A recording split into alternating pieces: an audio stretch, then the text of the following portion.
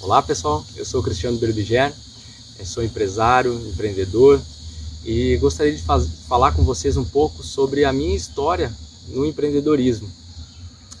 Hoje eu tenho uma imobiliária, uma construtora, trabalho no ramo de imóveis, mas estou iniciando um projeto novo que tem a ver com uma realização pessoal minha, que é de auxiliar pessoas que queiram começar a empreender, que queiram começar nessa trajetória, a fazerem isso com sucesso, a terem sucesso nessa história, nessa estrada do empreendedorismo. Então eu convido você a conhecer um pouco da minha história e se de alguma maneira eu puder ajudar, vou ficar à disposição. Tudo começou num projeto que o Sebrae desenvolveu com as escolas, com os adolescentes, de escolas, para montar uma microempresa. Então, na época eu fui convidado, eu estava no primeiro ano do segundo grau, tinha 15 anos, e teve um convite para quem quisesse participar desse projeto do Sebrae, a ingressar nessa jornada. E foi uma jornada que durou mais ou menos 6 meses. Mas foi muito engraçado que no primeiro dia o pessoal chamou todo mundo, numa sala e colocou a oportunidade. Olha, quem quiser se candidatar a um cargo, você pode vir e se colocar à disposição para esse cargo. Ou seja, de diretor de compras, logística, vendas, presidência da microempresa. E eu decidi me colocar à disposição para assumir a diretoria de vendas e marketing do projeto. Porém, ninguém na ocasião se colocou à disposição para a presidência e acabou ficando vaga esse cargo naquele momento. E aí eu pensei, por que não? Por que não? Tomei um pouco de coragem e me coloquei à disposição para entrar como presidente do projeto. E fui aceito. As pessoas acreditaram que poderia ser um bom nome e me aceitaram como presidente. E assim foi. Passei 6 meses na presidência dessa microempresa. Nós tivemos desafios desde de definir o produto, que na época foi definido como chocolate. Nós derretíamos barras de chocolate e fazíamos bombons, trufas e diversos produtos derivados. Vendemos ações para capitalizar dinheiro, para conseguir levar a empresa adiante e até a finalização desse projeto. E quando acabou o projeto, quando finalizou os 6 meses, um dos profissionais, dos empresários que estavam dando suporte para esse grupo de jovens, para nós no caso, me falou uma coisa que marcou muito e fez eu tomar uma outra decisão. Ele me falou que aquilo era apenas uma sementinha do empreendedorismo, era o começo de uma jornada que vinha pela frente. E aí eu pensei, cara, por que não continuar, por que não manter o negócio? Então eu vou continuar fazendo chocolate. E naquele momento eu decidi convidar um amigo, convidei um grande amigo, que até hoje é um dos meus melhores amigos, a fazer parte daquela jornada que vinha pela frente. E a gente montou, nós, na verdade não montamos uma empresa, nós continuamos fazendo os chocolates e expandindo aquele negócio. Junto com essa decisão vieram outros desafios mais sérios, porque afinal de contas a gente estava na realidade, e aquilo envolvia muitas coisas. O começo foi bem crítico, porque nós não tínhamos muitos recursos, então a decisão partiu de fazer uma sociedade meio a meio.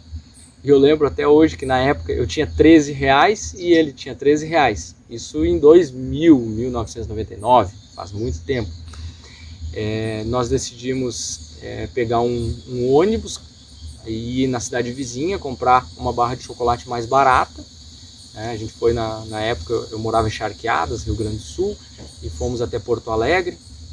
Compramos essa barra de chocolate, deu 1 quilo de chocolate apenas, R$13 de cada um, e derretemos aquela barra e começamos a produção. 2 dias depois a gente voltou a Porto Alegre, comprou mais 2 ou 3 barras de chocolate e assim começou a expandir. Então todo o dinheiro que ganhava, reinvestia no negócio.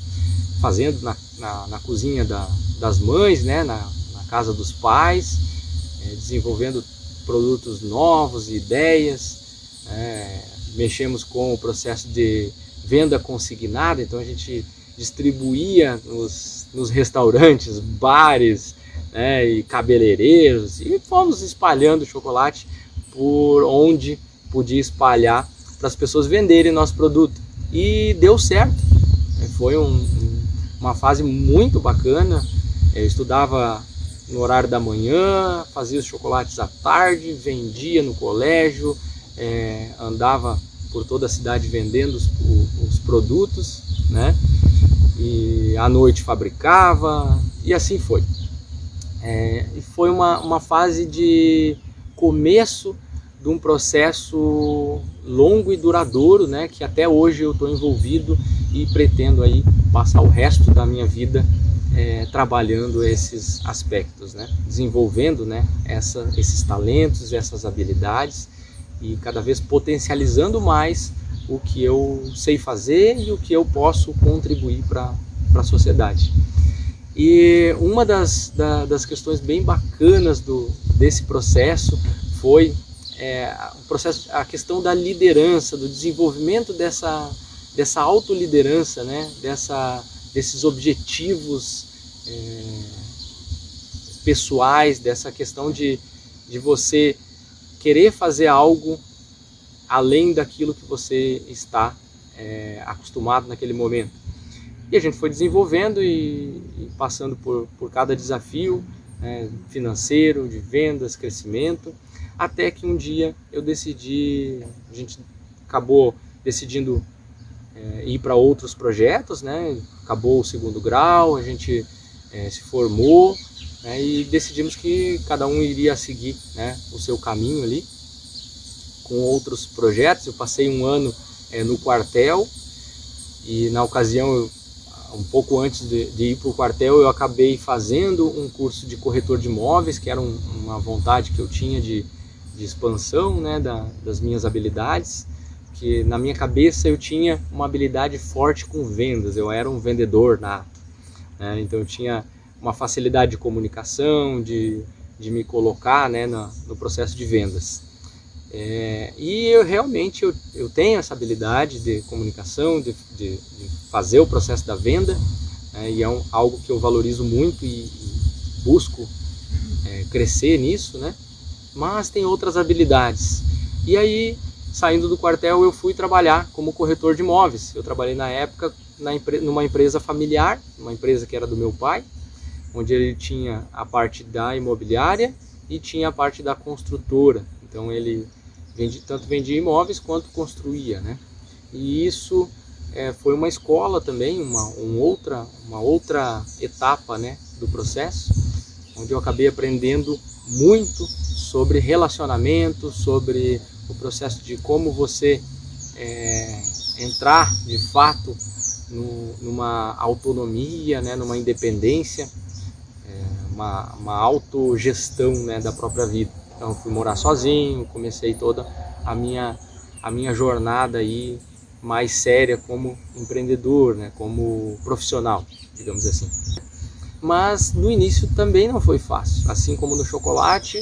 No começo tiveram vários desafios, né, de adaptação e estruturação de traços pessoais e rotinas e tudo mais.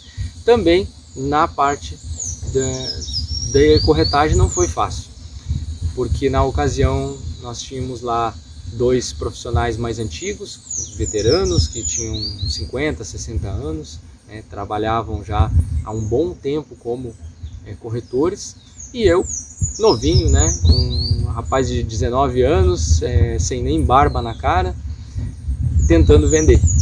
Então a corretagem, ela exige um processo de mais maturidade, de mais serenidade, de mostrar o processo de profissionalismo, né? A pessoa tem que ter confiança no corretor, senão como é que ela vai comprar um imóvel, vai colocar ali, na maioria das vezes, boa parte do dinheiro que ela tinha arrecadado durante a vida, né, para comprar muitas vezes aquele imóvel. Então é algo muito sério, é um momento muito crítico de compra, né? É uma compra diferente de você ir numa loja e comprar um sapato. E eu tive um aporte, né, nessa época que eu achei muito interessante, e a partir dali, eu já tinha tido outros aportes, mas a partir dali eu comecei a ver o quanto que os aportes são fundamentais, as dicas de alguma pessoa, uma ajuda financeira, uma ajuda intelectual que seja, um livro, uma ideia, muitas coisas ao longo da sua trajetória, da trajetória das pessoas, aparecem aportes, aparecem oportunidades que as outras pessoas geram. E na ocasião, um tio, um parente meu, me disse: olha, se você usasse terno, se você tivesse um processo de postura diferente, se você procurasse se destacar, você talvez tenha uma repercussão diferente no mercado. E a partir daquele momento eu fui numa loja, comprei 2 ternos na época e acabei começando a usar terno todos os dias. Então eu acho que eu era o único corretor de charqueadas que usava terno e gravata naquela época. Na ocasião eu andava de moto, ainda tinha uma motocicleta, então acabava andando de terno, gravata e agendinha embaixo do braço, né? E eu fiz algumas coisas que me destacaram. Além disso, eu vi que eu precisava ter a iniciativa, ser mais proativo, né? E essa proatividade veio de uma maneira bem assim simples, né? Mas com um resultado fantástico. Eu, na ocasião, mandei imprimir 2.000 cartões e saí pela cidade entregando esses cartões. Então eu parava a moto numa esquina e saía caminhando de porta em porta, batendo palma, entregando os cartões e me colocando à disposição, me apresentando como corretor de imóveis. E isso acelerou o processo de vendas, o processo de entrada no mercado imobiliário, porque as pessoas começaram a me indicar, a falar: ó, fulano esteve aqui, né? Aí, porque todo mundo tem uma negociação, né? E aí um indicava para o outro e acabou tendo uma repercussão muito bacana. E eu me saí muito bem naquela dinâmica, né, de venda de imóveis, de atendimento, e coloca placa, tira foto e atende, né? E eu acabei em 2 meses vendendo o que a imobiliária tinha vendido no ano anterior inteirinho. E isso para mim foi fantástico, porque me deu do gás, me mostrou o quanto eu podia crescer naquele processo. E eu passei uns 2, 3 anos vendendo apenas terrenos, né, e casas prontas, mas tinha as construções que o meu pai fazia. E um belo dia um cliente que eu tinha vendido um terreno me procurou querendo que eu vendesse a construção para ele, queria construir. Eu acabei atendendo ele e desenvolvendo um trabalho de vendas naquele sentido de vender construção, que cá para nós é bem diferente de vender um imóvel, porque na hora que você vende uma casa ou um terreno, assinou a escritura, levou a registro, entregou para o comprador e aquela venda se concretizou rapidamente, né? No processo de construção não funciona assim. Você atende o cliente, você começa o desenvolvimento de projeto, depois tem a aprovação de prefeitura, depois tem o início da obra, o andamento da obra, a conclusão e ainda tem o pós-obra. Muitas vezes isso demora anos, meses, né, até se concretizar, até que se encerre aquele ciclo, né?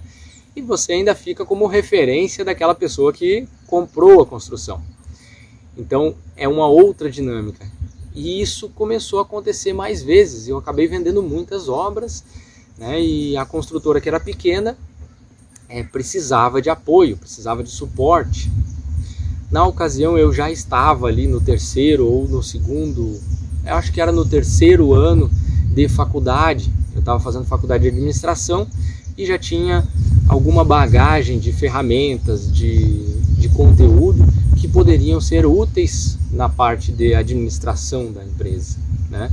E eu acabei buscando, eu sou bom em vendas, comunicação, eu tenho esse processo e quero ser empreendedor, né? É uma coisa que me agrada e me fascina, assim, o processo de ser um empreendedor, de ter uma empresa, de ajudar as pessoas a criar algo maior, né?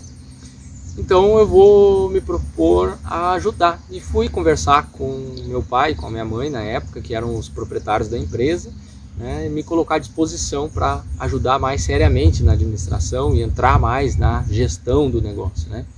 Só que a gestão não é algo que eu tenho de talento, que eu faço com maestria, digamos assim. Eu tenho uma certa dificuldade com o processo de gestão, né?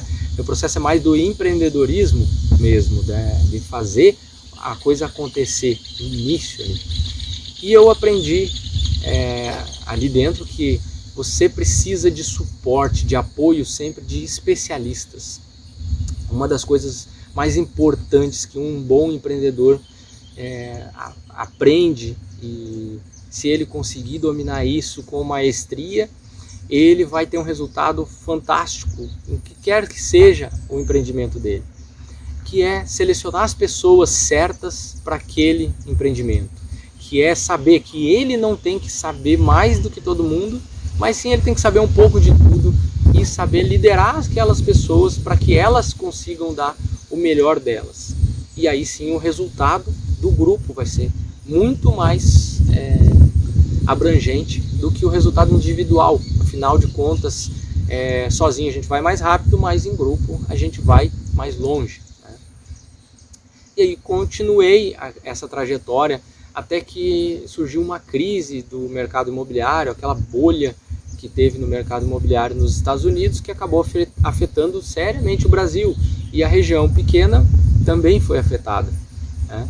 E eu lembro até hoje que na época nós estávamos toda a família trabalhando no mesmo negócio. Então nós tínhamos uma imobiliária, uma construtora e todo mundo envolvido no mesmo negócio.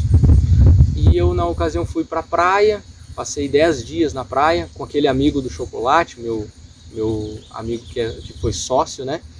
E a gente estava jogando frescobol lá na beira da praia e eu disse para ele: cara, na hora que eu voltar eu vou procurar uma outra fonte de renda, eu vou empreender em outra coisa, porque eu preciso ter uma renda fora da família, fora dos negócios da família, e eu acho que está na hora de eu seguir o meu caminho aí.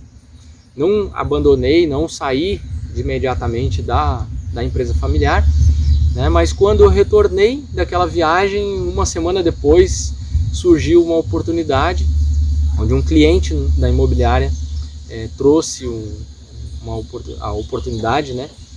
Ele sentou na minha mesa e disse: eu preciso alugar a minha pizzaria. Eu tenho um restaurante, uma pizzaria, e eu quero alugar ela, com tudo montado, tudo pronto. Se você tiver algum interessado, né, eu gostaria de fazer essa locação. E eu na ocasião disse para ele: talvez eu tenha uma pessoa interessada, eu vou conversar com ela e aí a gente volta a conversar, pode ser? Ok, ótimo. E fui para casa, conversei com a minha esposa na época, propus para ela: o que você acha da gente começar essa nova empreitada, né, e alugar esse restaurante? Eu já trabalhei com chocolate, não deve ser difícil, né? O processo de cozinha é tranquilo. E ela topou, a gente acabou alugando a pizzaria na ocasião. E claro, não foi tão simples assim, como tudo no começo. E aí hoje eu já sei, tudo tem a sua curva de aprendizado, tem as suas peculiaridades, né? E aí fomos começar esse novo empreendimento, mantendo as nossas atividades dentro da empresa familiar. Então a gente manteve as atividades da empresa familiar e fomos abrir esse novo projeto, né? Foi um desafio tremendo para mim, porque era a primeira vez que eu estava fazendo algo maior sozinho, né? Era eu e a minha esposa, mas eu não tinha mais o apoio da família naquele momento, não eram sócios, né? E era um negócio meu. Então foi bem desafiador, a gente teve que lidar com situações diferentes, porque embora eu conhecesse um pouco da culinária, né, de fazer chocolate, já tivesse experienciado coisas incríveis, né, no ramo, não era igual. Eu tive uma sequência de dificuldades com aprender a fazer pizza, com selecionar pessoas, né, para aquelas atividades. Eu tive que aprender tudo, de tudo um pouco ali, para conseguir, né, ter um resultado positivo. Isso é algo importante também no processo, que é você conseguir entender de cada situação dentro da empresa. Não é você ter uma empresa, ter um negócio, ter um empreendimento, hoje não é você sentar numa mesa, né, colocar o dinheiro e simplesmente fazer as pessoas trabalharem. Você tem que ajudar as pessoas a fazerem as funções. Você tem que ajudar elas a realmente terem um resultado com maestria do que elas fazem, né?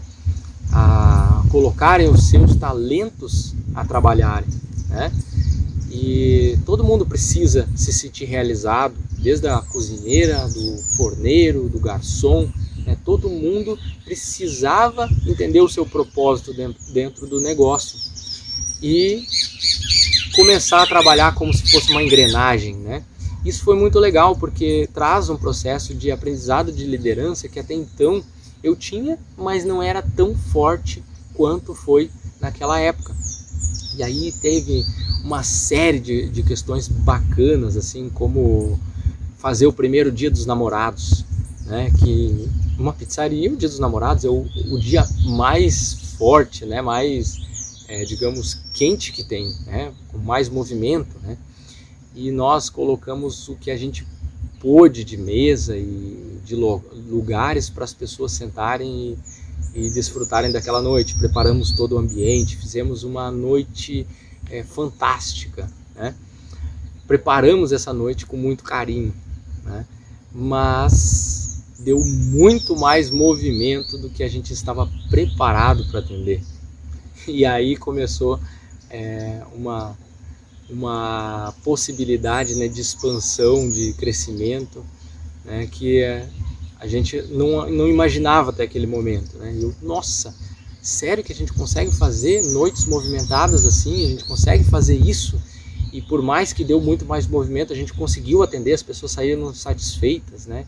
E foi muito legal aquilo, contagiante, né? E aquilo motivou a equipe toda. E a gente acabou percebendo a possibilidade de abrir um outro restaurante. Abrimos mais uma pizzaria, então eram 2 pizzarias, né? E mais a construtora e mais a imobiliária. Então a gente estava ali num processo de respirar o empreendedorismo, né? O dia inteiro até a noite. Então era atividade das 9 da manhã até 11, meia-noite, 1h da manhã. Foi uns 2 anos nessa dinâmica intensa, né? Bem forte, constante, assim. E aquilo acelerou demais o processo do empreendedorismo, o processo de valorização pessoal, de ganhar recursos financeiros, de crescer, né, profissionalmente, né? Nesse meio tempo eu acabei me formando na faculdade, né? A empresa familiar já estava andando muito bem, as 2 pizzarias organizadas, mas eu queria algo, uma realização pessoal, algo diferente. E uma das coisas que hoje eu posso dizer para você, o empreendedorismo, o processo financeiro, profissional, ele não deve ser o que rege a nossa vida. Nós precisamos ter propósito de vida, nós precisamos ter, sempre estar com aquela vontade, com aquele gás de fazer algo a mais pelo planeta, pelas pessoas, pela sociedade que nós vivemos. De que adianta nós vivermos essa vida, ganharmos dinheiro sem deixarmos nossos legados, né? Deixarmos as nossas marcas positivas nesse planeta, ajudar o planeta a se melhorar, a estar cada vez melhor. Então, para mim, isso é um propósito. Eu não quero viver uma vida onde eu não faça isso, né? E eu comecei a ver que eu precisava de mais. Eu queria sair da cidade onde eu vivia, que era uma cidade pequena. Não por ser uma cidade pequena, mas eu sentia que tinha algo a mais para viver, né, para mim fazer.